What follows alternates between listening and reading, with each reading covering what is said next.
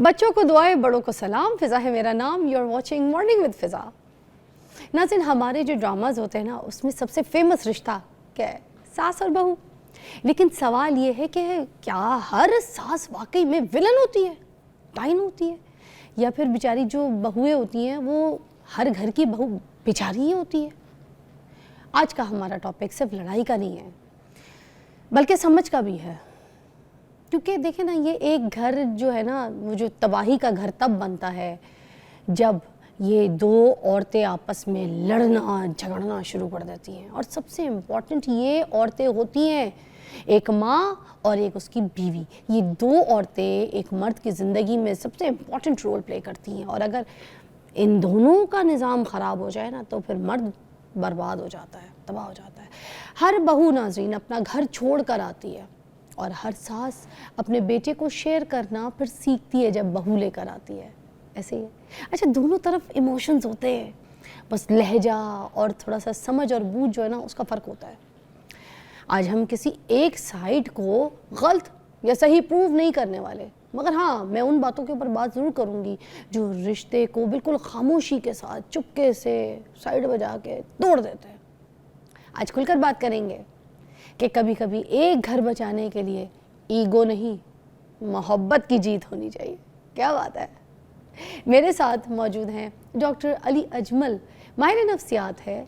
Basically आज मैंने इनसे ये पूछना है कि सास और बहू जो हैं वो आपस में रहे किस तरह से, कोई टेक्निक्स, कोई ऐसी बातें कि एक घर में एक छत के नीचे, या फिर चलो अलग अलग भी रह रहे हैं मगर उनमें रिश्ते में इतनी मजबूती हो कि कोई तीसरा आके दरार न डाल सके और खुशहाल ज़िंदगी गुजारे, है ना? कैसे? I am fine, thank you. तो चलिए जी, शुरू करते हैं सबसे पहले आपसे कि सास बहू का जो रिश्ता है भी मुश्किल, नाजुक भी और बड़ा प्यारा भी। जी बिल्कुल, बड़ा प्यारा रिश्ता है, नाजुक भी है, लेकिन ना मुश्किल हमने इसको खुद बनाया हुआ है। एक हमारी बेसिकली एक तरबियत, या कह लें कि एक ये जो देखा देखी की वजह से कि मेरी सास ऐसी थी, उससे पहले वाली सास ऐसी थी, तो शायद मैंने भी ऐसा रहना है। हालांकि आप देखें कि ये जो रिश्ता है ये बिल्कुल वैसा ही हो सकता है जैसा कि माँ बेटी का रिश्ता है। सिर्फ करना है इतना सा काम है कि बहू ने सास को माँ समझ लेना है और सास ने बहू को बेटी समझ लेना है। इतनी सी सारी बात है। लेकिन मसला वहाँ पे होता है फ़िज़ा, जब हम ऐसा नहीं समझते, जब हमने ये समझ लिया कि ये रिश्ता टसल है, बहू जो आ गई है तो ये तो मेरी दुश्मन आ गई है। बहुत सारी सासें हैं जो कि ऐसा समझती हैं कि अब ये आ गई है, ये मेरे बेटे पे हुक्मरानी कर रही है, मेरा बेटा मुझसे छीन लिया। भाई आपका बेटा कहाँ पे छीना? जो माँ के हकूक़ है, माँ तो आप ही रही ना।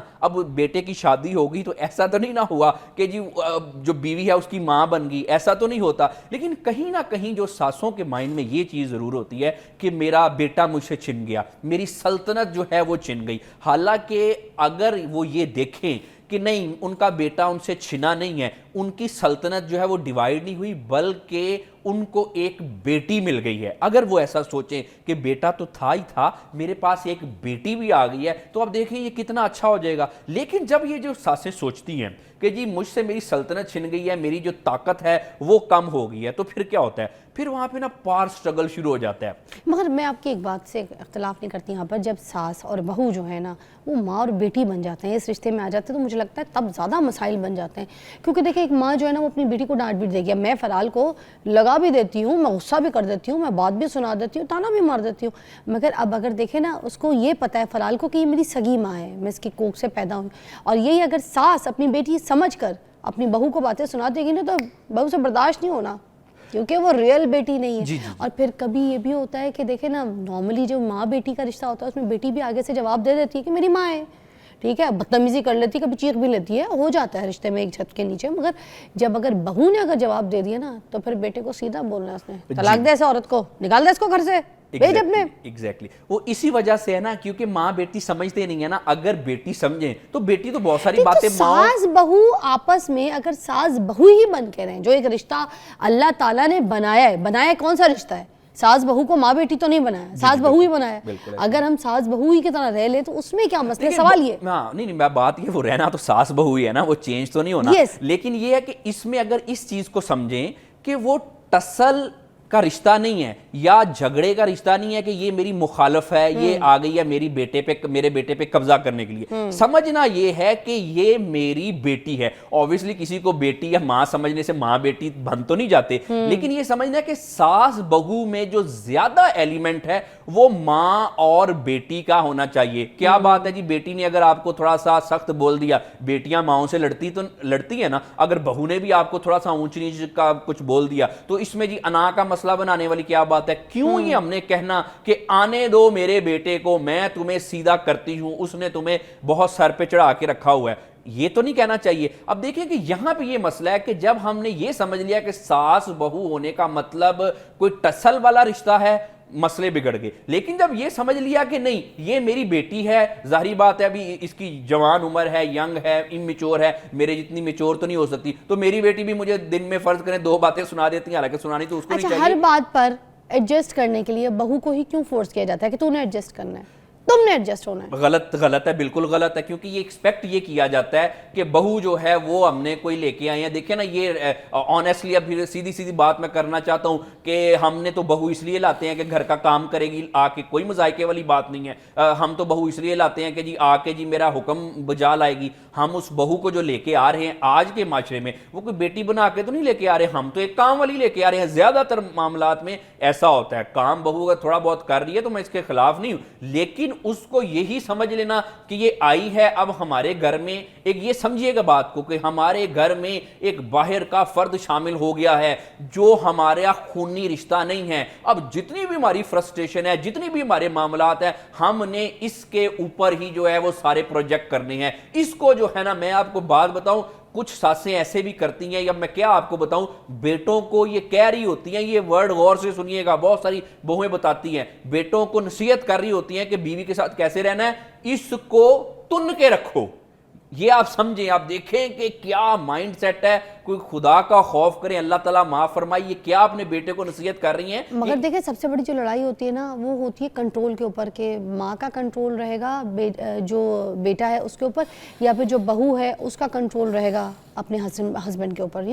ये कंट्रोल के ऊपर भी सबसे ज़्यादा लड़ाई होती है कि भाई ये कंट्रोल, ये उंगलियों के इशारों पे नचाना, ये क्या है? एक बंदे की शादी हुई है और एक माँ है उसकी ऑलरेडी, ठीक है, तो माँ बाद में शादी करके, मतलब बेटे की शादी कराई है, माँ इनसिक्योर हो गई है। ये इनसिक्योरिटी क्यों आती है माँ के अंदर सबसे पहले, इसके बारे में बताइए। लेकिन जहां तक ये इनसिक्योरिटी की बात है ना, वो कुछ ये समझते हैं कि अब मेरा बेटा मेरे हाथ से निकल गया, कोई ऐसी चीज है जो पहले मेरी मुट्ठी में थी अब ऐसे करके निकल गई। लेकिन मसला ये है कि वो जो इनसिक्योरिटी आती है, कुछ सासें साये को पकड़ने की कोशिश कर रही होती है। उनका ये मकसद और मतलब ये होता है कि जो मेरा बेटा है वो जैसे बिल्कुल मेरी ताबियादारी करे। अगर वो अपनी बीवी के साथ हंस के बात कर रहा है तो उसमें वो, उनको पता क्या होता है, हाँ, इनके अच्छे ताल्लुकात हैं, इनके बहुत अच्छे ताल्लुकात, देखो कितनी हंसी की आवाजें आ रही हैं, ये निकल गया मेरे हाथ से। वो भाई उसकी नई नई शादी हुई है, ये शादी हुई है, वो अपनी बीवी के साथ इंजॉय करेगा ना। अब दूसरी बात ये है कि एज डिफरेंस भी है। अब बात यह है कि अगर उसने कहीं कुछ उनका प्लान है साथ मियाँ बीवी का, सोने का, जागने का, उठने का, खाने पीने का, अब वो मदर ये समझती हैं कि हर बात मुझसे पूछ के होनी चाहिए। यानी कि आसान जुबान में मैं करूं कि जी बहू को हर वक्त जो है वो मेरी टांग के नीचे से गुजरना चाहिए, बहू को बिल्कुल मुझे खुश करना चाहिए। और बात सासें तो ऐसी होती हैं, बहू अपना लिटरली दिल निकाल के भी रख दे ना, काट के ऐसे करके दिल निकाल के भी रख दे, तो वो पता क्या कहेंगी, नहीं नहीं ये सही तरह से नहीं कटा, ये अभी नहीं ठीक नहीं निकला, ये उन्होंने खुश होना ही नहीं है। जो बताए एक आइडियल सास जो है, ठीक है, उसकी क्या क्वालिटी होनी चाहिए, हम ब्रेक के बाद बात करेंगे। और बहू की भी, आइडियल बहू की क्या क्वालिटीज होनी चाहिए आफ्टर दिस ब्रेक।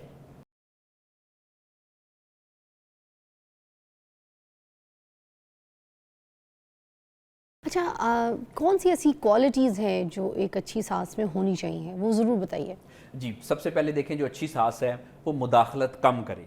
हर चीज़ में मुदाखलत करना, मियाँ बीवी के अफेयर में, अपने बेटे और बहू के अफेयर में मुदाखलत करना, ये कोई अच्छी बात नहीं है। उनको अच्छी सास वो है जो सांस लेने दे अपनी बहू को और अपने बेटे को, अपनी ज़िंदगी जो है उनको अपने मुताबिक इंजॉय करने दे। दूसरी बात ये, अच्छी सास जो है वो मैच्योर होनी चाहिए। वो देखे कि ये एक छोटी बच्ची है, उसके सामने तो छोटी बच्ची है ना, ये एक छोटी बच्ची मेरे घर में आई है, अपने घर को छोड़ के आई है, अगर इसने थोड़ा बहुत कुछ ऐसे उसके मामलात ऊंच नीच हो गए तो मुझे मैच्योरली बिहेव करना है। ज्यादा जिम्मेदारी सास पे आती है क्योंकि उनकी उम्र ज्यादा है, वो मैच्योर हैं, वो दरगुजर करें। उसके बाद ये है कि वो छोटी छोटी बातों को, अच्छी सास की क्वालिटी है कि नजरअंदाज कर देना चाहिए कि ठीक है कोई बात नहीं, मेरे बेटे ने भी तो मुझसे कभी कभी बात कर लेता है। मेरी बात सुने, एक बात आप भी नजरअंदाज मत करें ना, कि एक जो सास है, जो माँ है, जिसने सारी जिंदगी अपना घर संभाला, अपने घर को टाइम दिया, अपने बेटे को पाला, अच्छी परवरिश दी, अच्छा इंसान बनाया, अपने घर वालों को देखा, ठीक है,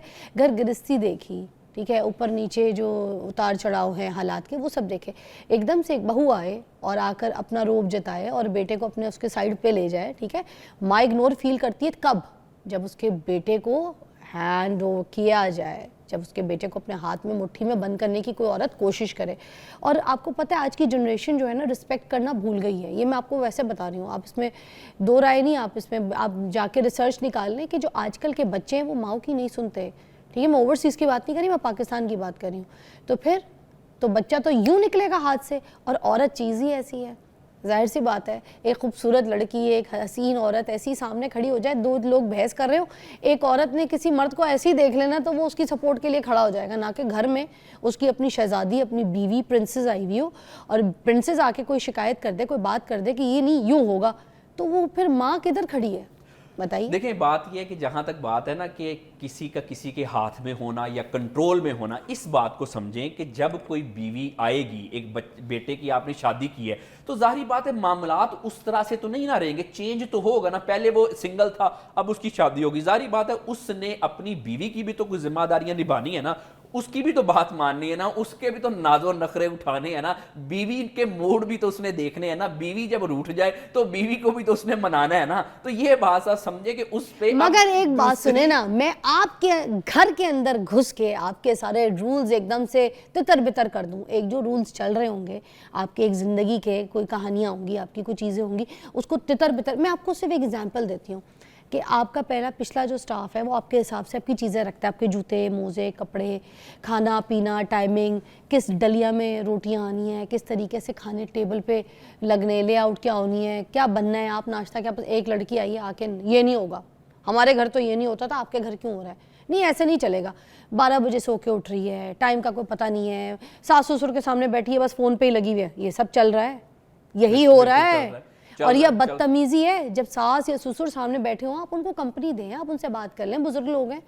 नहीं, जिनका बेटा है वो आके बात करेगा, हमारा क्या है, कमरे में घुसी रहेंगी, बच्चों के बहाने घुसी रहेंगी, बाहर नहीं निकलेंगी, ये चीज़ें होती हैं। बिल्कुल बच्चों का कोई इतना काम नहीं, अपने आपस में खेल रहे हैं, मगर फिर भी वो, हम तो बच्चों को देख रहे थे, मैं तो बच्चों के पीछे लगी रहती हूँ सारा दिन। देखें मेरी बात सुने, कोई बात नहीं, सास समझ के ही टाइम दे दें। अगर आप सामने बैठे हैं फ़ोन पे ही लगे हुए, ठीक है, या फिर कॉल पे लगे हुए, एक रिस्पेक्ट लेवल होता है। तो आजकल की बहुएं अगर ये सब नहीं कर रही हैं, ठीक है, तो फिर बुरी बात है ना। आपके घर में कोई भी घुस के, कोई आउटसाइडर आपके घर को तितर बितर कर दे, आपके रूल्स खराब कर दे, आप बोलेंगे ना, उसी तरह सास भी बोलती है। अब सुने इस बात को, यहाँ पे ना थोड़ा सा एक मिसकंसेप्शन ये है कि वो जो आपके घर में घुसी है ना, जो आउटसाइडर घुस के उसने आपके घर के रूल तितर बितर कर दिए हैं, ठीक है, वो जो है वो कोई आपके कोई घर में कोई बाहर से नहीं घुसी हुई, वो उसका घर है। अब मसला ये है कि आप ये कहेंगे, आप जिस पर्सपेक्टिव से बात कर रही हैं कि नहीं जी रूल जो है वो हमने बनाए थे, और भाई अब वो आ गई है, उसका घर है, अब थोड़ा सा आपने अपने घर को चेंज करना है और मुफाहमत से चेंज करना है। ये कोई ऐसा नहीं है कि बाहर वाला आपके घर में आके घुस गया है। यही कहती है बहुएं कि ये हमारा घर है। सुनो, बहुत देख लिया आपने अपनी माँ को, बहुत देख लिया सबको, घर वालों को, अब ये हमारा घर है, इनको निकाले, बड़े के घर भेजे ना, वो क्यों नहीं संभालता? वो छोटा वेला घूम रहा है, उसके घर भेज दे, हमने ठेका लिया हुआ है, हमारे बच्चे डिस्टर्ब होते हैं। ये बात गलत है, ये बात गलत है कि ऐसा नहीं करना चाहिए बहुओं को। लेकिन इसमें पता बात क्या होती है, देखें, जब दो फ्रीक है ना सास बहू, तो दोनों को अपना अपना पॉजिटिव कंट्रीब्यूशन जो है वो प्ले करना है। आप एक बात बताएं, एक सास है वो बड़ी उम्र की है, अब सुनिएगा, बहू जो है वो यंग है। अब बात यह है कि हम ये शिकवा तो कर देते हैं कि जी बहू जो है वो सास ससुर के सामने बैठ के अपना फोन यूज करती है। अब आप बात देखें, सास ससुर उस बहू बेचारी से बातें क्या करते हैं, आप हैं कोई लेट्स से कुछ 70-80 साल के, मैं मिसाल देता हूं, आपकी जो बातें हैं वो होनी है कि मुझे ब्लड शुगर है, मुझे डायबिटीज है, मुझे जी मेरा ब्लड प्रेशर हाई है वगैरह वगैरह, जो कि बिल्कुल ठीक है। अब जो बहू है उसका माइंडसेट, उसका मिजाज, उसकी उम्र कुछ और है। आप हर वक्त बहू को अगर करेक्ट करते रहेंगे, आप सिर्फ ऐसी बातें बताते रहेंगे जो आपके अपने मुताबिक हैं, तो ये बहू का कसूर नहीं होता, इसमें इंसान एक हद के बाद उकता मेरी जाता बात है। सुने, जाने दे, अब मेरी भी एक बात नहीं, अब आपने मेरी भी सुननी जी, है। सुनाएं। ये वो बहू है जो घर में आके सास ससुर की जो है तबीयत है उसके बारे में नहीं सुन सकती, उनको टाइम पे दवा नहीं दे सकती, उनकी बीमारियां सुनना उसको बोर लगता है, उसका टाइम वेस्ट उसको लगता है। यही बहू अपने घर पे भी, जहाँ से घर छोड़ के आई है ना अपने मैके से, वहाँ पे भी अगर उसकी कोई भाभी आई है ना तो माँ को फ़ोन करके सारा दिन आग लगाएगी। अच्छा सोई भी है, अच्छा आपको खाना नहीं दिया, अच्छा अब्बू मस्जिद गए तो अब्बू को पूछा भी नहीं, ये क्या बात हुई, अच्छा सो गई कमरा बंद करके, कल चली गई थी भाई के साथ, भाई को आपने ढील दी है, भाई को अपने हाथ में करे, बोल दे बात सुन। तो भाई तुम घर छोड़ के आ गई हो, उधर की भी बहू की तुमने जीना जो है ना जान खराब करके रखी हुई है, उसका भी घर खराब कर रही हो और खुद अपना घर भी खुद खराब कर रही हो। इस वाली का जो फोन करके खराब कर रही है, इस वाली का इसकी ननद तो ने ये किया कर तो हुआ है। एक बहू ही रही है ना, खुद बहू हो के अपना घर, और जो घर में इसके अपने बहू आई है वो भी घर खराब करिए। ये नेचर है, ये करती हैं औरतें। देखिए औरतें, आप इस बात पे मान लें, मैं मान रहा हूं ना, देखिए औरतें करती हैं ऐसे। देखिए सास किसी बहू के घर में घुसती नहीं है, उसके घर में रहने नहीं जा रही, उसके घर में अपनी गृहस्थी नहीं शुरू कर रही। एक सास जिसका अपना एम्पायर है, उसका घर है, जिसको उसने सेटअप किया है, सजाया है, बनाया है, सब कुछ किया है, और एकदम से एक बहू आए और बोले बस ये हमारा घर है, और छोटी सी इंटरफेरेंस उसको ऐसा लगता है कि मतलब आप सपोज आप को कोई एडवाइस दे दे, किसी बहू को आप अगर एडवाइस दे दें तो बुरा लग जाता है कि नहीं ये सास ने इंटरफेरेंस क्यों की है, ये इंटरफेरेंस है। देखिए मैं बताता हूं, ये ना ताल्लुकात की नेचर पे डिपेंड करता है। अगर आप दोनों के आपस में ताल्लुकात इतने अच्छे हैं, कोई पार स्ट्रगल है ही नहीं, तो फिर आप एक छोड़ के आप 10 एडवाइजेज दे, बहू आपकी एडवाइस मानेगी। लेकिन मसला ये है कि जब आप ये बात करते हैं ना कि नहीं ऐसे करो, डिक्टेशन सारी छोटी छोटी चीजों पे, जी 12 बजे सो के उठी है, मिसाल देता हूं, एक औरत है उसने जी अपने बच्चों को स्कूल में भेज दिया, उसके बाद जो भी काम है उसका हस्बैंड काम पे चला गया, तो भाई अगर अगर अगर वो सो गई है, अगर वो सो गई है तो भाई आपको उसमें क्या गैर जरूरी तौर पे आप इंटरफेयर कर रही है। भेजने के बाद नहीं कहा, मैंने ये नहीं कहा कि स्कूल भेजने के बाद सो गई है, मैंने ये कहा है आपने तो बच्चे भी पैदा कर दिए उस बहू के, आपने तो बच्चों को स्कूल भी भेज दिया। मैंने तो ये कहा ही नहीं था, मैंने सिर्फ ये कहा था कि अभी नई शादी हुई है सपोज, और वो जो है 12 बजे सो के उठती है, सारी रात वो इंटरनेट पे लगी रहती है, ठीक है ना, उसको घर की परवाह है ना उसको अपने मियाँ की परवाह है, जो माँ देख रही है कि बेटा भी भूखा जा रहा है बिना नाश्ते के, तो भाई क्या है, अगर मियाँ बाहर जाके काम करके मेहनत करके पैसा कमा रहा है तो घर से औरत क्यों नहीं उसको अच्छा टिफिन दे सकती, घर से अच्छा खाना क्यों नहीं पका सकती, उसके घर वालों को खुश क्यों नहीं रख सकती। छोटी सी मेरी बात है, ब्रेक के बाद बताइए आप मुझे।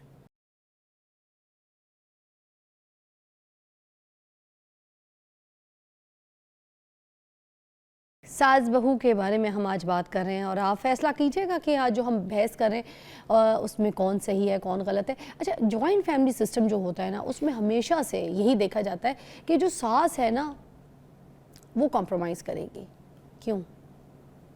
देखिए जहां तक बात है ना जी, सास कॉम्प्रोमाइज करेगी नहीं करेगी, एक बात याद रखें आप कि अच्छी सास या अच्छी बहू नहीं होती, अच्छे इंसान होते हैं। जो अच्छे इंसान होते हैं वो अच्छी सासें भी बनती हैं, जो अच्छे इंसान होते हैं वो अच्छी बहुएं भी बनती हैं। सैक्रिफाइस सास क्यों करना है? मैं कल एक एनजीओ में गई थी, एक एग्जांपल ले लेते हैं ना, मैं कल एक एनजीओ में गई थी, वहाँ पर जितनी जो बूढ़ी खवातीन थी, औरतें थी, वहाँ पर सबसे ज़्यादा सासें थी। उनकी बहुओं ने उनको घर से निकाल दिया, 4-4 बेटे, 4 बहुएं, चारों की चारों रहने नहीं दे रही कि नहीं भाई हमने नहीं रखना, वो बड़े की तरफ चले जाए, वो छोटे। सास ही सेक्रीफाइस क्यों करती है? ठीक है, उसको बोलती थी कि तू खाना पका, तू ये चीज़ें देख, इतनी बूढ़ी ना, उनके बेचारे मुंह में दांत थे, ना चला जा रहा है ना फिरा जा रहा है, घर के सारे काम भी करती थी। तो अब मेरी बात सुने ना, हर जो जॉइंट फैमिली है मोस्टली वहाँ पे देखा जाता है कि सास ने कॉम्प्रोमाइज़ करना है, सेक्रीफाइस भी सास ने करना है, बहुएं क्यों नहीं करती? और अगर एक से ज़्यादा 2 बहुएं तो वो आपस में अपनी ग्रुपिंग बना लेती हैं। बिल्कुल ठीक बहू दो या 3 या 4 हो सकती हैं, सास 3-4 तो नहीं हो सकती ना। बिल्कुल ठीक है, बिल्कुल ठीक है। एक छत के नीचे 4 बहुएं जाके, जो बहुएं ऐसा करती हैं वो गलत करती हैं, लेकिन इसमें हम सारी बहुओं को गलत नहीं ना कह सकते। अच्छा, कुछ सासें ऐसी भी हैं, आते ही सबसे पहले क्या करती हैं, वो जेवर दे दो, तुम मेरा जेवर दे दो, जैसे जेवर उनका होता है। अब आप देखें कि ये कितना बड़ा बहू के ऊपर जुल्म है कि जो आपने जेवर दिया, जो उसके माँ बाप ने चाव से उसको जेवर दिया, आते ही सबसे पहले क्या किया, तो जेवर दे दो मुझे जेवर। अब आप देखिए छोटी सी बात बहू ने कर दी कि अम्मी कह के सास को, अम्मी मैं अपना जेवर अपने पास रख लूं। ओ हो, इस बात पे इतना कोई तूफान मच जाता है कि जैसे मैं, देखे सुने, बात यह है कि मैंने स्टार्ट में कहा कि बहू को, सास को मां की तरह इज्जत करनी चाहिए, लेकिन ऐसी सास जो कि आते ही अपनी बहू का जेवर ले लेती है,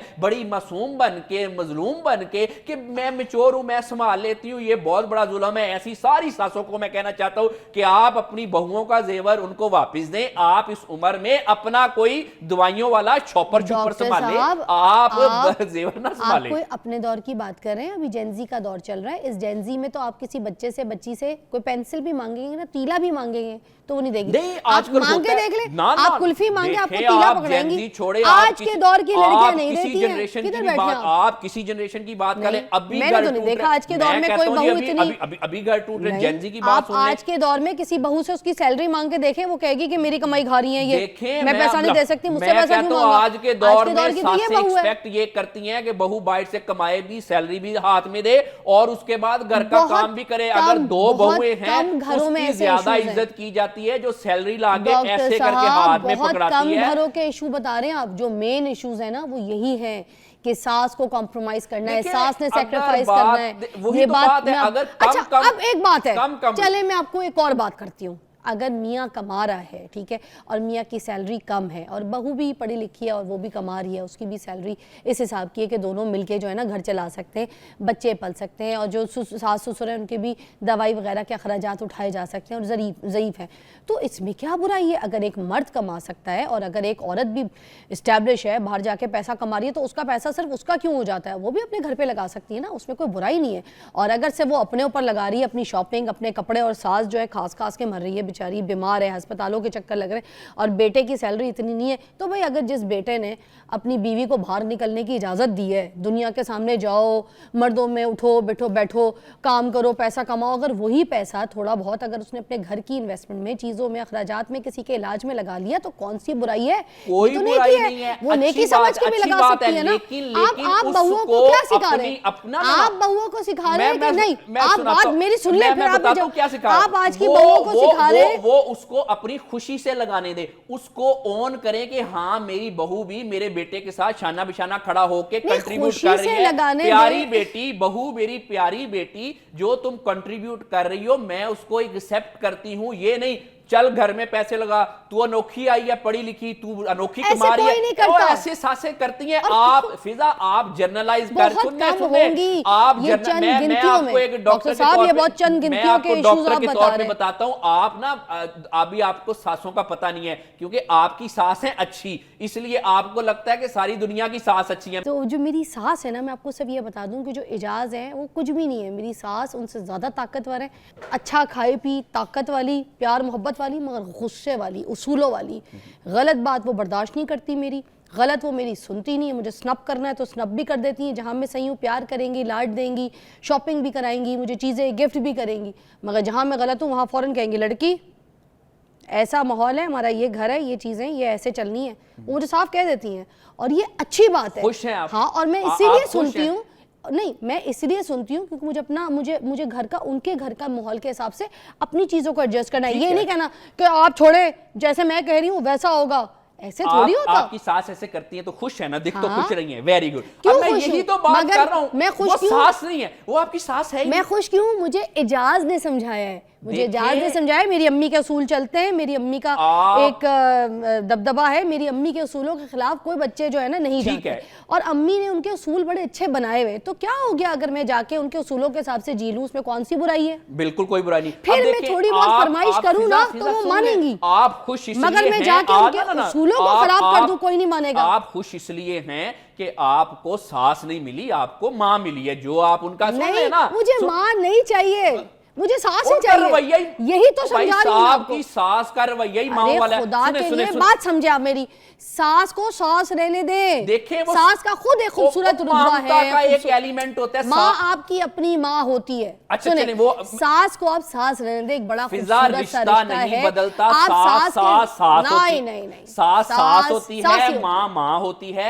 लेकिन ये है कि आप सास में गलत कर एक रहे हैं। ममता होती है जो आप अपनी सास की असल बातें में बता रही है ना। एक आप मिनट, एक expectations- बाअसूल डॉक्टर औरत साहब। है, एक वो बाअसूल औरत है, वो बड़ी अच्छी सास है और उनमें एक माँ का एलिमेंट है। और उसके बाद उन्होंने अपने बेटे की भी तरबियत ऐसी की है कि उन्होंने आपको बताया, जैसे मैंने कहा कि हमारे भाई तो बड़े जेंटलमैन है, हालांकि मैं मिला नहीं उनको। देखिए, सासों का किंगडम होता है, उन्होंने एम्पायर बनाई होती है। सबसे बड़ी बात, जो औलाद उन्होंने जनी है वो आपको गिफ्ट कर दी है भाई आपकी जिंदगी में, वो आपको लुक आफ्टर कर रहा है, आपको प्यार कर रहा है, आपके चोचले उठा रहा है। और अगर आप उसी की माँ को टॉर्चर करें, आप उसी की माँ की शिकायत करें, आप उसी की माँ से इरिटेट हो रही हो, तो वो जो शौहर है ना, वो भी मुझे प्यार नहीं करेगा। ये दिमाग में रखनी है बात बिल्कुल, बहुओं ने। नहीं, बिल्कुल फिर वो ठीक है, आपसे प्यार नहीं totally। करेगा, वो आपकी इज्जत भी नहीं करेगा। उसके दिमाग में ये बात होगी कि ये तो मेरी माँ की इज्जत ही नहीं करती, ये तो मेरी माँ को पसंद ही नहीं करती।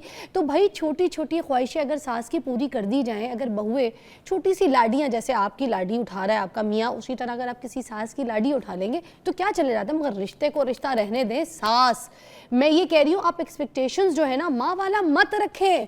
माँ का रुतबा कुछ और है, सास का रुतबा कुछ और है।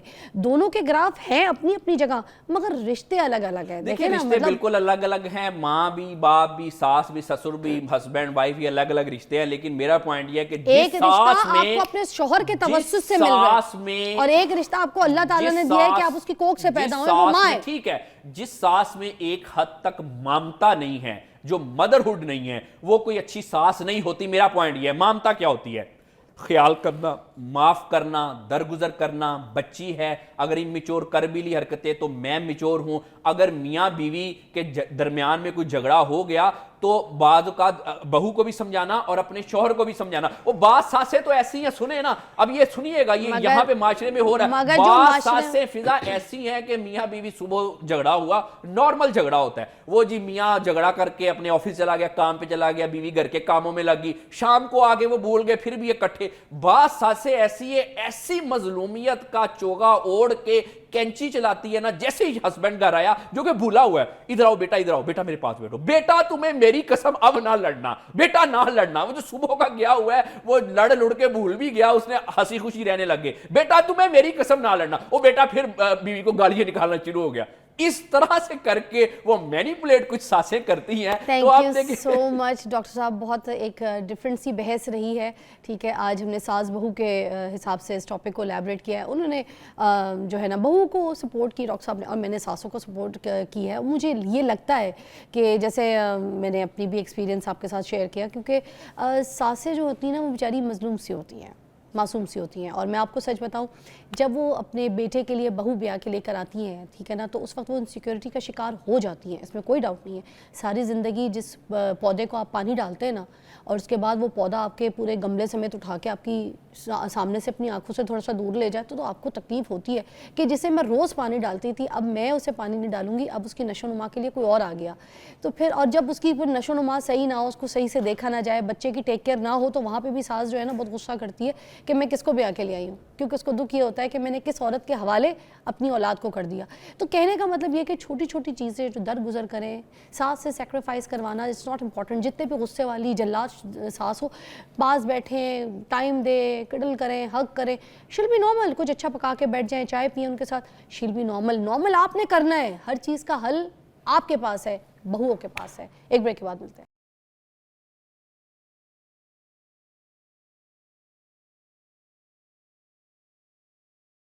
Welcome back, you watching morning with Fiza. आज हमारे साथ मौजूद है नाज़रीन पाकिस्तान कबड्डी टीम के कप्तान, सदारती अवार्डी आफ्ता और life time achievement award holder भी, और आलमी शोहरत याफ्ता कबड्डी स्टार शफीक अहमद चिश्ती साहब। इनके अगर मैं अवार्ड्स की आपको गिनती बताऊँ ना, तो बहुत लंबी लिस्ट है, बंदा पढ़ते पढ़ते ही थक जाएगा, इतनी ज़्यादा। 2021 में यूके सीज़न के बेस्ट रेडर जो है ना, 2022 में यूके और ऑस्ट्रेलिया कबड्डी कप के बेस्ट प्लेयर, ठीक है, 2023 में यूके अवार्ड और कबड्डी कप के बेस्ट रेडर, तो जबकि 2024 में यूके कबड्डी कप के बेस्ट प्लेयर जो है ना, ये लिस्ट अब देखें चलती जा रही है आगे और ये ख़त्म नहीं हो रही। 2009 में ये इन्होंने अपना सफ़र शुरू किया और क्या शानदार अपना सफ़र बनाया कि पूरी दुनिया देख रही है। और आज इनसे मुलाकात करवाते हैं, हमारे पास मौजूद है शफीक अहमद चिश्ती साहब। क्या हाल है? जी अल्हम्दुलिल्लाह फर्स्ट क्लास। कितना प्राउड मोमेंट होता है आपके लिए कहीं जाते हैं तो, एक होते हैं रियल हीरो, रियल वाला हीरो। आपको तो कहते होंगे लोग प्यार मोहब्बत जो है जब अपनी बांटते होंगे तो आप तो बहुत खुश होते होंगे। नो डाउट, इसमें कोई शक नहीं है कि अवाम आज भी अपने रियल हीरो से मोहब्बत करती है। ये नहीं है कि कुछ बनावटी या वो अंदर से मोहब्बत आपको नज़र आ रही होती है, और वो जब हम अगले बंदे में देखते हैं तो हमें ज़्यादा प्राउड फील होता है और फिर ज़्यादा इससे अच्छा परफॉर्म करने को दिल करता है। आपको पुश किसने किया था फैमिली से? मुझे पुश किसी ने भी नहीं किया था। मैं एक पीर घराने से ताल्लुक़ रखता हूँ अल्हम्दुलिल्लाह। चिश्ती फ़ारूकी हमारी कास्ट है। अच्छा। तो हज़रत बाबा फ़रीद गंज शक्कर आपने सुना है, उनके औलादे गंज शक्कर हैं अल्हम्दुलिल्लाह माशाल्लाह। तो हमारे घर में कोई भी नहीं कबड्डी खेलने वाला। मेरी फैमिली में कोई भी नहीं कबड्डी खेलने वाला। सारे बस पीर नमाजी परहेजी लोग थे। तो मैं बस वो उनमें से मैंने भी कोई, मेरी भी कोई ये नहीं था कि मैं खेलूँ कबड्डी लाजमी। मेरे पास एक टीचर्स थे, वो कबड्डी खेलते हुए, चारों भाई थे और चारों बड़े अच्छे प्लेयर्स थे हमारे इलाके के। तो फिर उनकी वजह से उन्होंने मुझे ये, जब आपको पता है कि स्कूलों में मैचेस होते थे, प्राइमरी स्कूलों में छोटे बच्चों के स्पोर्ट्स गाला होते थे, तो उसमें मैं भी साथ खड़ा था। उनको ये पता था कि ये थोड़ा सा शार्प है और इसकी बॉडी थोड़ी है, खेलने वाली है, प्लेयर्स वाली। तो मैं फिर उन्होंने जब प्लेयर उनके कम हुए तो उन्होंने मुझे उसमें डाल दिया प्लेयर पूरे करने के लिए। तो अल्लाह का शुक्र ऐसा हुआ कि मैं, जो मेरे से सारे सीनियर थे, उन सब से अच्छा परफॉर्म मैं कर गया। तो फिर वहाँ से ये मेरा जर्नी स्टार्ट हुई। कितने साल के थे आप? तकरीबन मुझे लगता है मैं तीसरी या चौथी क्लास में हूँगा। अच्छा, सेहत थी अच्छी? हाँ अल्हम्दुलिल्लाह ठीक थी। फिर पैशन कैसे आया जब आपकी फैमिली, तो आपको पता है क्योंकि हाँ बिल्कुल, ये को मेरा नहीं था। हमारा एक ज़मींदार घराने से ताल्लुक़ है और मेरे वाला साहब यही चाहते थे कि मैं पढूं और पढ़ने। वाले साहब क्या करते थे? मेरे वाला साहब ये खेती बाड़ी करते थे। अच्छा, खेती बाड़ी हाँ करते जी, हमारी थे। वो तो काम तो सीखा ही होगा आपने नहीं, मैंने कोई सीखा नहीं था। नहीं, वो असल में ना, हम आड़ती सुना है आपने? नहीं। आड़त होता है एक, जब आप जिन्स वगैरह खरीदते हैं, गंदम, मक्की, ऐसी चीज़ें जो खरीदते हैं ना, आड़त। हाँ, उसको आड़तिया बोलते हैं। आड़तिया। वो मेरे अब्बू लोग जो थे वो थे पहले। अच्छा। चाचू और अब्बू का वही कारोबार था। तो वो फिर वो मुझे थोड़ा बहुत उसका आइडिया था, क्योंकि उसमें हिसाब किताब रखना पड़ता था। तो सबसे घर में बड़ा मैं था, सबसे बड़ी बहन थी, बड़ी बहन के बाद मैं था। तो फिर वो चीज़ें थोड़ी सी मुझे पता थी। चाचू के बच्चे भी, बेटे भी, एक ही बेटा था, वो भी छोटा था, तो फिर उसके बारे में मुझे थोड़ा सा पता था। लेकिन ये खेती बाड़ी का इतना ज़्यादा नहीं था पता। लेकिन बाद में देखते थे, इतना भी नहीं कि पता ही ना हो, ये भी नहीं है, पता था, लेकिन इस कदर नहीं था कि अच्छी। तो कहाँ से ताल्लुक़, कहाँ से? मेरा ताल्लुक़ बेसिकली साहिवाल से। 87 नाइनल मेरा गांव है। और उसके बाद गांव वाले कितना प्राउड फील करते हैं अब आपके एजाज़ात पे, अल्हम्दुलिल्लाह। मैं जाता हूँ अपने गांव में, जुमा, हफ्ता, इतवार, मैंने वहीं पे होना होता है। डेरा बनाया है वहाँ पे, कोई बैठते हैं, बैठक होती है, फैन से मिलते हैं? शुरू से हमारा, हाँ जी अल्हम्दुलिल्लाह। ये मेरे चाचा दादा से ये काम चलता आ रहा है। तो उनका फिर अब जब जैसे अब्बू लोग 4 भाई थे, फिर चारों के बच्चे आगे हुए, फिर उन्होंने सब ने अपना अपना अलग बना लिया। तो बेसिकली पहले मैं नहीं था ये सारी चीज़ें चलाता। छोटा भाई था मेरा, तो उसकी डेथ हो गई 2 साल पहले। तो वो चलाता था सारा और वाला साहब चलाते थे। वाला साहब की भी डेथ हो गई, तो फिर वो सारा मुझे जाना पड़ता है अब वहाँ पे। तो मैं फिर जुमा, हफ्ता, इतवार, बेसिकली मेरी रहाइश यहीं पे गुलबर्ग में ही है। तो यहाँ से फिर मुझे जुमा, हफ्ता, इतवार में वहाँ पे जाता हूँ और सारा टाइम जो है वहीं पे डेरे पे। फिर ये ट्रेनिंग कैसे शुरू हुई, कैसे आपने सीखा ये सब कुछ और कैसे आगे बढ़े? बिल्कुल, कौन साथ खड़ा हुआ? कोई तो चाहिए होता है ना आपको, बिल्कुल, फील्ड भी डिफरेंट हो। इसमें मेरी वालदा मेरे साथ खड़ी हुई और मेरी बहन बड़ी जो थी मुझसे, वो, क्योंकि मैं जब आना तो मैंने कहा आप ही, मैं जो ये खेलने का बाजी, मैंने ये लाजमी खेलना है, तो मुझे खेलने दे। क्योंकि अब्बू मेरे मुझे मारते थे इस काम से कि ये काम बड़ा ख़तरनाक है और ये कोई आपकी टांग वगैरह टूट जाएगी और कुछ आपको चोट लग जाएगी, फिर आप हर चीज़ से फारिग हो जाएंगे। लेकिन इससे अच्छा है कि आप पढ़ें और पढ़ने के बाद ये काम करें। तो बेसिकली मुझे पढ़ने का भी शौक़ था, मैंने अब्बू से ये प्रॉमिस किया कि मैं क्या साथ साथ पढ़ूंगा भी और साथ साथ ये गेम भी करूंगा।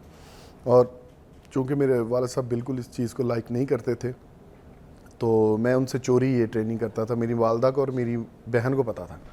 वो जब दूध वगैरह आता था तो वो बाकी भाइयों से अलग मेरे लिए रख लेते थे, क्योंकि आपसे ज़्यादा दूध पीना पड़ता था। वो क्योंकि ये एक एनर्जी की गेम है, इसमें ज़्यादा डाइट में आते हैं ब्रेक के बाद आते हैं डाइट पूछते हैं, क्योंकि दूध भी छुपा के पिलाया जाता था और दूध का स्टॉक भी अलग रखा जाता था। इसका मतलब है कि बकरे भी पूरे खाते होंगे। तो हम ब्रेक के बाद पूछते हैं कि क्या खाया, क्या पिया है जो आज ये एजाज़ हासिल किए हैं। ब्रेक के बाद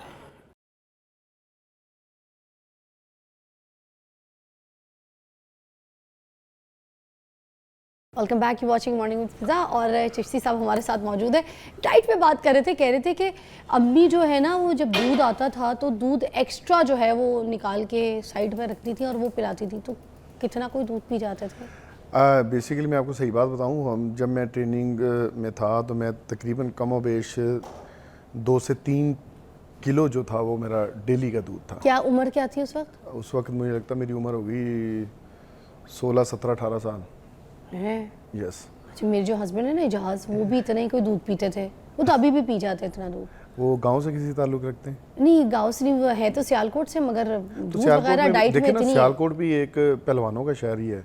गुजरांवाला और सियालकोट, ये तकरीबन इसमें पहलवान ज़्यादा और इसमें ये चीज़ें ज़्यादा की जाती हैं कि बच्चों को स्पोर्ट्स से ज़्यादा मतलब कि बाकी चीज़ों से ज़्यादा स्पोर्ट्स में है ना। हाँ, तो इसलिए अम्मी ने ऐसी ग़िज़ा दी है। You right. अच्छा, फिर और खाने में क्या खिलाती थी आपको? क्या जब वो लस्सी वगैरह होती थी हमारे, मेरी वालदा जब लस्सी बनाती थी तो वो लस्सी में से मक्खन, ओरिजिनल मक्खन वो निकलता था, वो मेरे लिए रख लिए। बाकी भाइयों से ज़्यादा मेरे लिए रखा जाता था, तो ताकि वो ट्रेनिंग करता है, ग्राउंड जाता है। फिर उसके बाद घर में अगर मटन या चिकन कुछ भी आना तो वो वालदा ने मेरे लिए एक्स्ट्रा रख लेना। उसकी रीज़न यही होती थी कि बच्चे ने ट्रेनिंग करनी है।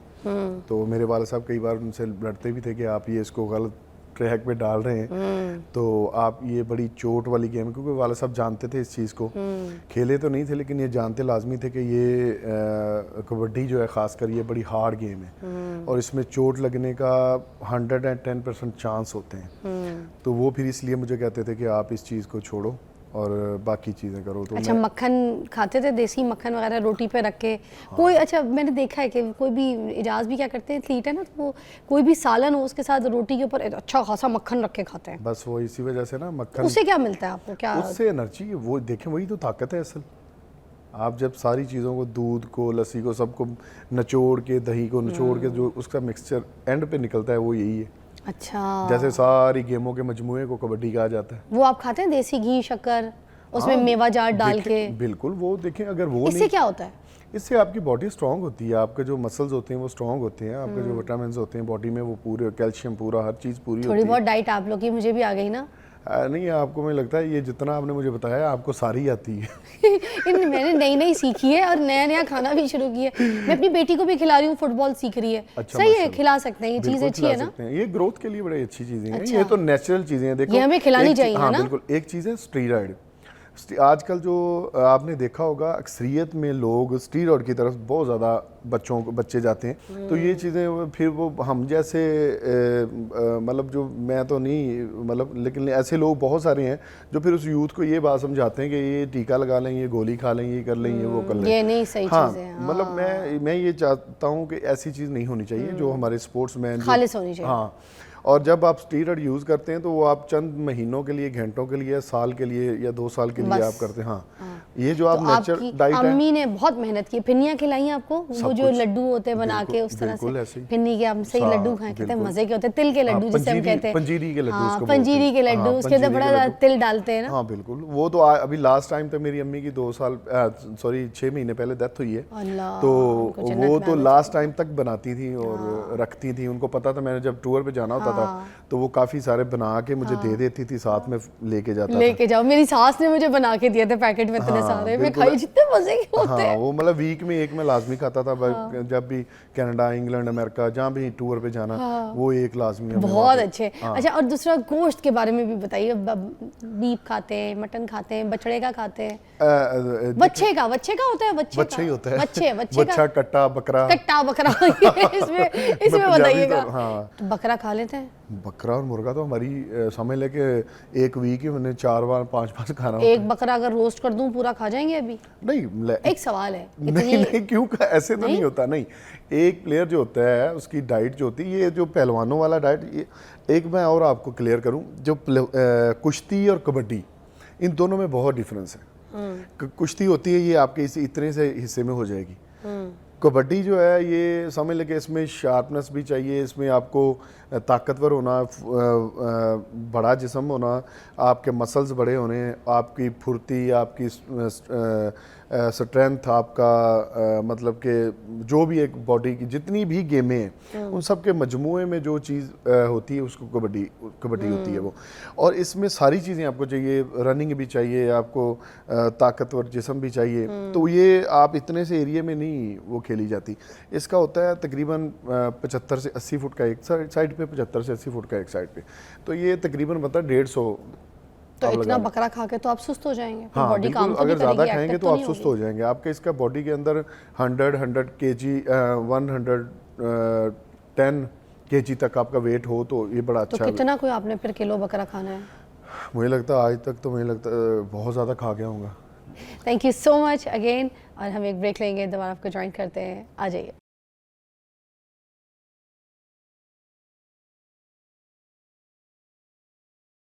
Welcome back, you watching morning with Fiza. नाज़रीन, अब हम यहाँ पर बनाने लगे एक ज़बरदस्त कढ़ाई, और कढ़ाई के लिए स्पेशली जो है हमज़ा शेख को यहाँ पर हमने मदऊ किया ताकि वो आपको एक नई रेसिपी दे सके। कढ़ाई तो हम लोग अपने घर में डिफरेंटली खाते ही हैं अलग अलग तरीके की चीज़ों के साथ, मगर ये वो कढ़ाई है जिसके लिए हम जब मोटरवे निकलते हैं, ख़ासतौर पे कराची में मोटरवे पे हमें रस्तों में मिलती है, ये है ट्रक अड्डा कढ़ाई। बिल्कुल। और मैं ये कहूँगी कि इस रेसिपी को मिस ना कीजिएगा, इसको सेव भी कर लीजिएगा रील, और साथ में एक फ्रूट चाट भी है, वो अब हमज़ा भाई सारी चीज़ें बताते हैं। बिल्कुल जी, सबसे पहले तो अस्सलाम वालेकुम, हाउ आर यू? ठीक ठाक। Thank you so much for having me. आज हम बना रहे हैं बहुत ही लजीज ट्रक अड्डा कढ़ाई और दक्कनी केले की चाट। आप ये केले की चाट खा लेंगे, आपका केलों के बारे में आपकी सोच बदल जाएगी कि इतनी लजीज, इतनी सिंपल येट सो डिलिशियस। 3 केले में पहले आपके रूखे खा गई हूँ, कम कर दिए, ये जल्दी फिर बना लीजिएगा वरना सारे केले मैंने खा लिए। नहीं, बस ये देखें जी, हम शुरू करने लगे हैं। इसके लिए हम सबसे पहले जो है अपनी आग चलाएंगे, ठीक है?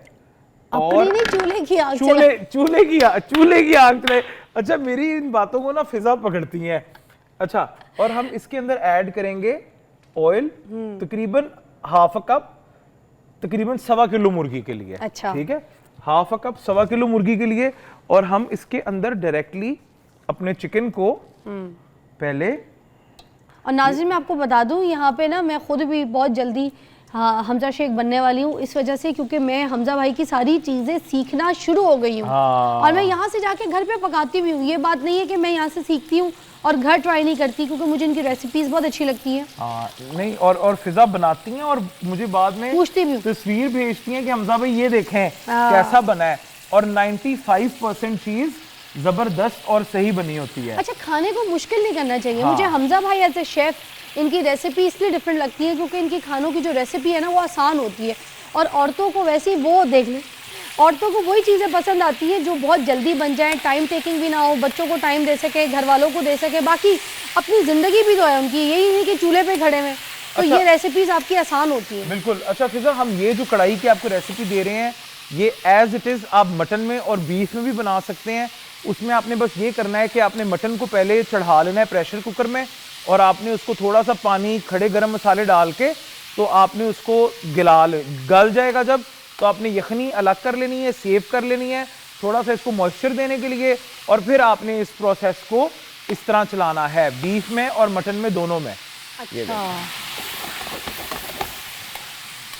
ये देखें। अब इस पॉइंट ऑफ टाइम पे हम तकरीबन जैसे ही चिकन अपना कलर बदलेगा, इसके अंदर 1 इंच का अदरक का टुकड़ा डाल देंगे, लहसुन नहीं जाएगा। ठीक है, हमारे यहाँ पे ना एक फिजल लोगों ने वैसे ही एक बनाया हुआ है, लहसुन अदरक, 2 चम्मच लहसुन अदरक डाल दें। ऐसा कुछ नहीं होता, लहसुन लहसुन होता है, अदरक अदरक होता है। हमजा भाई इनकी कहते शादी हैं- मत कराया करें हाँ, प्लीज। हमजा भाई कहते हैं कुछ चीजों में लहसुन पड़ता है, कुछ चीजों में अदरक अदरक, और जाता कुछ है। चीजों में लहसुन अदरक। हाँ बिल्कुल दिखाएं फिजा, मैं इसको एक दफा मिक्स करूं। ये देखें एकदम उसकी खुशबू तब्दील हो गई है। जी मैं भी दोबारा करूंगी। अच्छा ये कढ़ाई इतनी बेसिक है, हम बाहर जाके ये कढ़ाई खाने के लिए कितने कितने रेस्टोरेंट पे पैसे देते हैं, ठीक है। इसकी मैं आपको इतनी इंशाल्लाह वेरिएशंस करवाऊंगा। रेस्टोरेंट में पैसे नहीं देते, जाने के लिए पेट्रोल खर्चा करते हैं जो कि महंगा है। ये आप घर में 1000 रुपए में 6 लोगों के लिए कढ़ाई बना सकते हैं। 5 से 6 लोग जो अच्छे से, मतलब अगर एक ही चीज बन रही है तो वो खा रहे हैं। पर मैं कहता हूँ कि जब भी आप घर में चिकन की कोई चीज बनाते हैं या मीट की कोई चीज बनाते हैं तो साथ एक सब्जी जरूर बनाएं, ताकि थोड़ा सा ये एक अच्छा बैलेंस बन जाए, ठीक है। जब अच्छा, हमारी इसकी सब्जी जरूर बनाए अलग से। हाँ अलग से सब्जी बनाएं, ठीक है। और जब प्लीज सब्जियां बनाएं तो सब्जियां बनाएं, सब्जियों में गोश्त चिकन मत डालें। अच्छा। ये देखें जी, अब हम इसके अंदर ये देखें, ये तकरीबन कटे हुए 3 पाव टमाटर हैं, लंबाई में काटने हैं आपने इस तरह करके, ठीक है ना। आपने इनको गोल नहीं काटना, गोल टमाटर घुलता नहीं है, उसका छिलका भी रह जाता है। ये लंबे टमाटर जो हैं ये बिल्कुल घुल जाएंगे और बहुत अच्छी ग्रेवी बनाएंगे। अच्छा टमाटर पतले और लंबे काटा जाए। लंबे काटने हमेशा, गोल टमाटर का आप देखें ऐसे बीच में तैर रहे होते हैं। हाँ, इतना बड़ा बड़ा छिलका उसका अलग। ओके, लंबे काटने चाहिए। देखेंगे फिजा की प्रैक्टिस के साथ आप लोग फिजा को देख रहे हैं कढ़ाई बनाते हुए और साथ फिजा सीख रही हैं। हैंड्स ऑन कुकिंग क्लास हो रही है आज, हैंड्स ऑन कुकिंग क्लास। जबरदस्त। अच्छा इतने साफ सुथरे तरीके से बनाते हैं आप कि मैं आपको बता नहीं सकती। ये देखिए, ये अब हम इस पॉइंट ऑफ टाइम पे इसमें साथ ही डालेंगे मसाले ताकि वो टोस्ट हो जाए, ठीक है। ठीक है। लाल मिर्च तकरीबन, तेज मिर्चें कम हाँ मिर्चें थोड़ा सा स्पाइसी सा है मजे ना। सा। कढ़ाइयाँ स्पाइसी ही अच्छी लगती हैं। सादी सादी खाने नहीं मुझे पसंद है। हल्दी, अच्छा हल्दी डाल दी है इसमें? बिल्कुल। ये देखें, फिर लोग क्यों कहते हैं हल्दी डालने से जो है ना वो सालन बन जाता है, कढ़ाई खत्म हो जाती है? नहीं, आपके सामने ही कढ़ाई ही रहेगी। अच्छा। ये आ गया हमारा कुटा हुआ धनिया, जीरा और नमक, बस। अच्छा। कुछ हम कॉम्प्लिकेट नहीं कर रहे इसमें। और जीरा भी हमारा भुना कुटा हुआ जीरा है। अच्छा भूनने के बाद इसको कुटा जीरा, क्यों उसका टेस्ट अच्छा आ जाता है ना? हाँ जी, ये जरा बता दें आप। बिल्कुल। नमक भी भूनने हम का डाल फायदा देते क्या होता है इसका? हैं। नमक और काली मिर्च, और एक हमने स्पेशल भूनने से ये होएगा कि इसकी महक खत्म हो जाएगी, चिकन अपना मॉइस्चर छोड़ेगा। और ये देखें हमने एक स्पेशल मसाला बनाया है जो हम टुवर्ड्स दी एंड इसके अंदर ऐड करेंगे। मैं देखता हूँ। ये उसके अंदर जो है हमारे पास है जीरा, काला जीरा, सूखा धनिया 1 चम्मच, काला जीरा आधा चम्मच, 1 बड़ी इलायची और 2 छोटी इलायची। ये हम दम के टाइम पे डालेंगे। फिजा अब इस पॉइंट ऑफ टाइम पे नॉर्मली आप हमेशा थोड़ा दही छोड़ देगा। एग्जैक्टली, ये इसको हमने ना, क्योंकि वो नहीं तो वो हम कहते हैं ना फुटफुटियां, वो नहीं बनने देनी। थोड़ा दही छोड़ दीजिएगा। ये देखिए, और डालने दही आपने? ये हाँ थोड़ा नहीं, इसमें नहीं, पर हमें भी जो है ना किसी और चीज में चाहिए? हाँ जी। अच्छा मतलब आपने कहना है खबरदार फिजा। नहीं खबरदार नहीं, बट जनरली हमें आगे चाहिए होगा। असल में खुला दही लाते हैं और इतना अच्छा पता नहीं किस दुकान से लेकर आते हैं हमजा भाई, मुझे इनका दही बहुत मैं आपको पसंद बता दूंगा। इस पॉइंट पे हम थोड़ी सी इसमें हरी मिर्चें भी ऐड करेंगे, ओके। ठीक है। और आप देखिएगा कुछ ही मिनट्स के अंदर हमारी कढ़ाई रेडी होने की तरफ आ जाएगी। फिर जब तक हम इसको एक हल्की आंच पे थोड़ी देर के लिए हम इसको दम देते हैं, ठीक फ्राई हो गई है ये? हाँ जी, कि चिकन गल जाए, ठीक है। तो हम तब तक क्या करते हैं, नमक डाल दिया आपने? नमक हम एंड पे डालेंगे। क्यों? सीजन, क्योंकि नमक हमारे सब इधर है नहीं। वाह, मैंने कहा कोई इसकी भी नमक पीछे। अभी हम ले आएंगे और इसको डालेंगे। और बल्कि नमक हमें तो चाहिए। आप नमक मंगवाइए, मैं ब्रेक ले लेती हूँ। एक ब्रेक लेते हैं, नमक की ब्रेक है।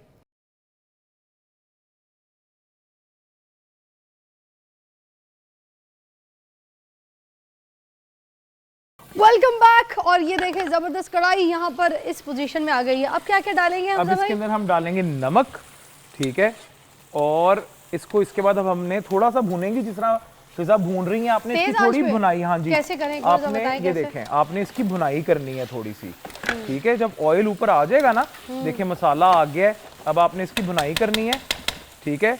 अच्छा और आपने साथ मसाला लगने नहीं देना, आपने हाथ अपना चलाते रहना है। अच्छा ठीक है, ये चिकन देखें आपका अच्छा सा गल गया है। ये विद इन दी ब्रेक आप देखें 10 मिनट के अंदर अंदर हमारा माशाल्लाह चिकन कितना अच्छा गल गया है। और ठीक है ना, जो लंबे टमाटर आपने काटे ना वो उससे गुल गए हैं, देखें खत्म हो गए हैं। कोई एक आधा होता है बीच में ढीठ टमाटर, नहीं तो ज्यादातर चले जाते हैं। और बल्कि ये निवाले में अच्छे लगते हैं, ग्रेवी ग्रेवी। अच्छा फिजा, इसकी अब हम ना आग करेंगे हल्की, ये देखें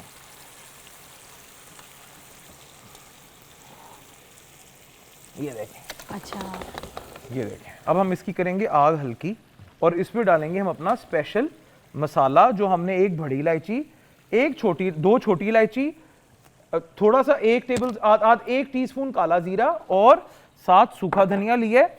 इसके साथ हम इसके अंदर डालेंगे बारीक कटी लंबी अदरक। काला जीरा क्या करेगा इसके काला जीरा खुशबू देगा, बहुत ही लजीज किस्म की। अच्छा ठीक है, ये देखें साथ कुछ लेमन के स्लाइसेस। अच्छा, कुछ और पुदीना। ये भी देख लें आप, ये ऑयल नहीं है जो चिकन ने पानी छोड़ा था ना, ये टमाटर ने पानी छोड़ा है थोड़ा सा, वो है जिसमें चिकन गल गया है। हाँ, हाँ, और हाँ। ये भी खुश्क नहीं, करना है या थोड़ा इसको ऑयल रखना भी, है? नहीं, ये ऑयल आपको पता है कढ़ाइयों में ऑयल होता है। कढ़ाई नहीं, कढ़ाई के वो ऑयल के अलावा जो नीचे थोड़ा पानी पानी है हल्का सा, नहीं, ये ऊपर ऑयल ही आया हुआ है। ये देखें, ये दरअसल अच्छा ऑयल है। हाँ ठीक हाँ, है, ये देखें इतना रखना है हमने, है ना। ये देखें, अब इसी टाइम पे ये हमने इसके अंदर खूब ज्यादा धनिये से ना फ्रेशनेस आती है वाह। दम पे जाने से पहले। और एक बहुत इंपॉर्टेंट इंग्रेडिएंट जो है कसूरी मेथी। क्या शक्ल लग रही है हमजा भाई, ठीक है, जबरदस्त। इसको थैंक यू सो मच फिजा, आप अप्रिशिएट करती हैं और ये आपका हाथ साथ लगता है तो इसका मजा और जायका दुबाला हो जाता है। अब हम इसको बहुत बिल्कुल हल्की आग पे हम इसको दम पे रख देंगे। उसमें हमने जितने एरोमेटिक्स डाले हैं ये इन्फ्यूज हो जाएंगे और इसको हम इधर नमक भी डाल दिया आपने? हाँ, नमक भी डाल दिए। अच्छा, अब उसको ढक्कन ढाक के उसकी स्टीम के अंदर इन्फ्यूज करने उनके मसालों को, और स्पाइस की खुशबू भी अच्छी आ जाएगी, जैसे कहते हैं ना किचन में खुशबू आ गई। अब चाट हमारी केले की चाट आने लगी है। देखें जी, बेहतरीन किस्म की। ये किन लोगों के लिए है और कौन-कौन खा सकता है इसको? ये हर कोई खा सकता है, शुगर मैं का भी पेशेंट खाऊंगा। भी शुगर खा का सकते हैं? पेशेंट अच्छा। शुगर का पेशेंट भी खाए पर कम खाए। अच्छा ठीक है ना, मैं भी खाऊंगा, आई एम डायबिटिक पर मैं कम खाऊंगा। ठीक है। ठीक है, सबसे पहले इसके ऊपर हम डालेंगे नींबू। ओके, ठीक है, कितने नींबू डालने, कितने 3 केले? से 4 जितना आपको खटास पसंद हो। ठीक ये है। तकरीबन हमारे 14-15 केले हैं। तो आज हमारे नींबुओं में रस क्यों कम है भाई? हाँ ओके, नींबू से शायद फिजा ना, जब हम चाट वगैरह कुछ कर रही होती है ना, फिजा हमारा फूड इंस्पेक्टर होती हैं। वो बीच में जो कोई चीज नींबू का बीज चला जाए, कोई चीज ऊपर नीचे हो जाए। अच्छा, नॉर्मली हम कभी काली मिर्च के साथ केले नहीं खाते, पर इसमें ताजी कुटी हुई काली मिर्च जाती है, चीनी जाती है, उससे एक इतनी मजे की लेस बनती है। ताजी कुटी हुई काली मिर्च क्या होती है? काली मिर्च को ताजा तोड़ो और नहीं। देखिए, काली मिर्च आपको पता है जब दरख्त पे लगती है तो हरे रंग की होती है। हरे रंग की, तो उसके बाद वो रेड होती है, फिर वो ब्लैक होती है। तो बाहर के ममालिक में तो डिफरेंट कलर्स पे और डिफरेंट एज पे काली मिर्च को इस्तेमाल किया जाता है। देख लें अभी जैसे और जब काली मिर्च का आप छिलका, सॉरी मैं आपको, काली मिर्च का छिलका जब आप उतार दो तो वो सफेद मिर्च बन जाती है, जो उसका वो व्हाइट पेपर हो जाती है। बिल्कुल व्हाइट पेपर हो जाता है। अभी हमजा भाई मुझे चीजें बता रहे थे कि आप यूके जाती हैं तो आपने ये चीजें खानी है। अब वो मुझे कह रहे थे कि आपने वो पिंक तरबूज खाना है, आपने येलो वाटरमेलन, Yellow साथ गोल्डन कीवी और पिंक पाइनएप्पल। हाँ ये देखें, इसमें हम डालेंगे काली मिर्च। ओके ठीक है। अच्छा, ये मील रिप्लेसमेंट के तौर पे भी चाट बहुत अच्छी है। अच्छा हाँ, कि तबीयत खराब है आपकी या आप कुछ हैवी नहीं खाना चाह रहे, हाँ तो तब भी आप ये ले सकते हो। चीनी? जी, अच्छा चीनी थोड़ी सी, हम शक्कर नहीं डाल सकते इसमें? डाल शक्कर उससे जरा रंग ब्राउन हो जाएगा, पर चीनी का देखें कभी कभी फिर मजा आता है। हाँ। देखिए, शक्कर भी वही है, ये सिर्फ ब्लीच्ड होती है और वो ब्लीच्ड नहीं होती और थोड़ी ज्यादा ऑर्गेनिक होती है, कैलोरीज एक जितनी ही है। अच्छा, तो डाल लें चीनी फिर है। ये जो चीनी और नींबू से जो एक लेस सी बनती है ना, ये वो इसमें बड़ा बेहतरीन जायका देती है। नमक भी डालेंगे? एग्जैक्टली, नमक इसके टेस्ट को एलिवेट कर। वाह, अच्छा खुल के सही हस्बे जायका नमक डाला आपने। और इसमें पुदीना, वाह अमेजिंग। ये चम्मच तो नहीं चाहिए आपको? ये हाँ, इसको हम इसी से मिक्स करेंगे। फिजा मिक्स करेंगी, फिजा को भी मजा आता है। हाँ, मुझे काम करने में आपके साथ मजा आता है। अच्छा, ये देखें, इसको हमने फ्रिज में रख के ठंडा करके खाना या ऐसे ही? ये देखें, ये इसको, ये देखें, इसको आप ठंडा करके खाएं, आप ऐसे खाएं, आप इतनी रिफ्रेशिंग है ये। पर ये कि ये पेरिशेबल है, इसकी लाइफ बहुत ज्यादा नहीं है, ठीक है। आप 2-4 घंटे के अंदर इसको खत्म, देखें, चेक करें। देखिए नमक, काली मिर्च या कुछ और खटास आ रही है या नींबू इसके अंदर ज्यादा जाएगा, हमारे पास लेमन है, हम डाल लेते हैं।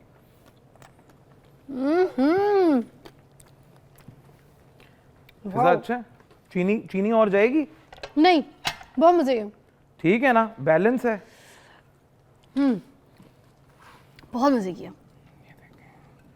बहुत मजे किया। मुझे नींबू, चीनी, काली मिर्चों का टेस्ट आया ना, अमेजिंग। और पुदीना देखें, ये आप एक ये आम से केले हैं और वही घर वाली चीजें हैं, पर आप देखें कि हमने उसको कितना इंटरेस्टिंग कर दिया है। It is very tasty, very tasty.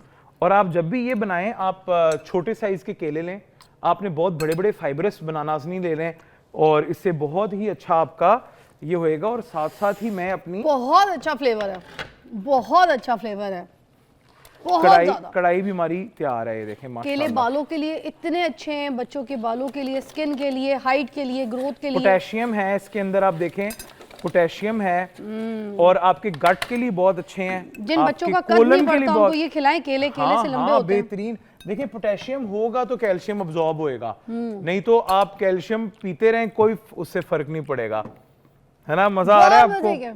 एक ब्रेक लेते हैं, केले आपके पास होंगे, अभी बनाएं, बहुत डाला।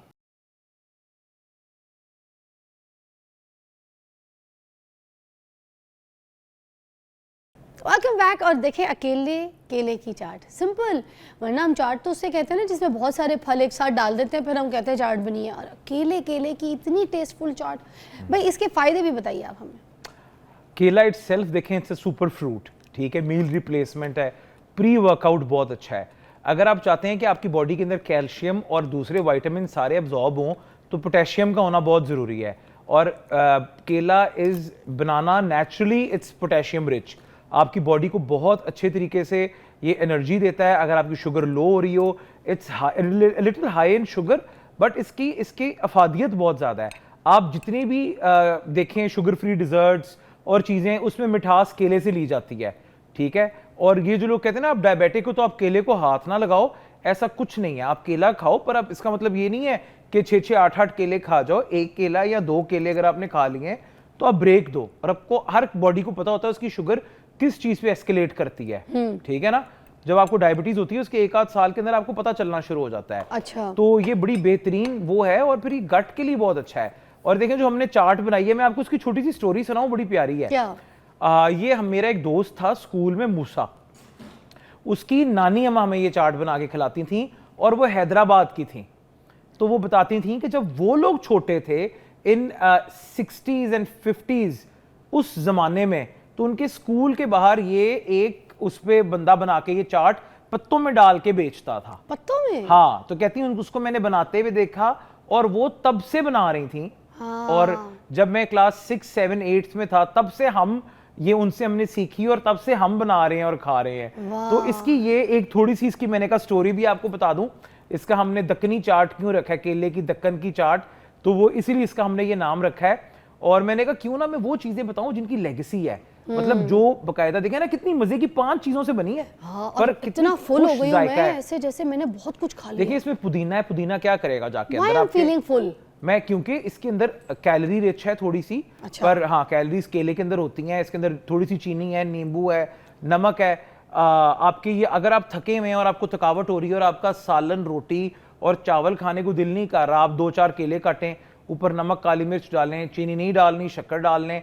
हमने ऑन एयर की वजह से जरा चीनी डाल दी, बच्चों को खिला रहे हैं, चीनी डाल दें, कोई फर्क नहीं पड़ता। अच्छा, मगर जैसे अब थोड़ी सी बच गई है, ठीक है, अब मेरी क्योंकि नियत है कि मैं ये खाऊं, मगर मेरे ना बिल्कुल यहाँ तक फुल हो गया जैसे, तो क्या केला आपको बताता है कि यू आर टोटली नहीं, यू कैन नॉट हैव? देखिए वो होता है ना कि कभी हम हो सकता है इससे पहले कुछ आपने लंच में खाया हो तो केले थोड़ी खा आपने- रही थी ना हाँ हाँ हाँ आपके तो वो किचन में ऐसा केले। कुछ नहीं, बट ये कि आप केले खा सकते हैं, आपकी सेहत के लिए बहुत अच्छे हैं। अच्छा। बड़े हो आप या आप छोटे हो, बनानाज आर अमेजिंग और सोर्स। शुगर के पेशेंट्स के लिए बताइएगा, क्योंकि देखिए, आप कह रहे थे मैं- आपको भी शुगर है, किस तरह से मैं फिर केले का डायबिटिक इस्तेमाल हूँ, मैं करते हैं? टाइप 1 डायबिटिक हूँ और मैं बड़े सालों 9 साल हो गए मुझे डायबिटीज डायग्नोज हुए हुए। अच्छा। सिम्टम्स में देखूं तो उसके भी 4 साल 20 साल की उम्र से आ रहे थे मुझे। ओह। ठीक है, अब देखिए मैं अगर केला खाऊंगा ना, मैं 1 2 3 केले खा लूंगा, फिर मैं खाना नहीं खाऊंगा। ठीक है। ठीक है, ऐसा नहीं है, अपनी जिंदगी में से अपनी चीजें निकाल बाहर नहीं करनी।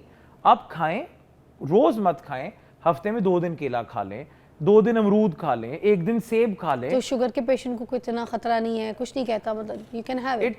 इट डिपेंड्स कि आपकी किस टाइप की डायबिटीज है। आप टाइप 1 है, टाइप 2 है, हाइपर है, या आपकी 40 के बाद जो डायबिटीज होती है नॉर्मली वो इजियर टू हैंडल होती है। हाँ, वो लाइफस्टाइल की वजह से होती है, वो रिवर्स भी हो जाती है टाइप 2।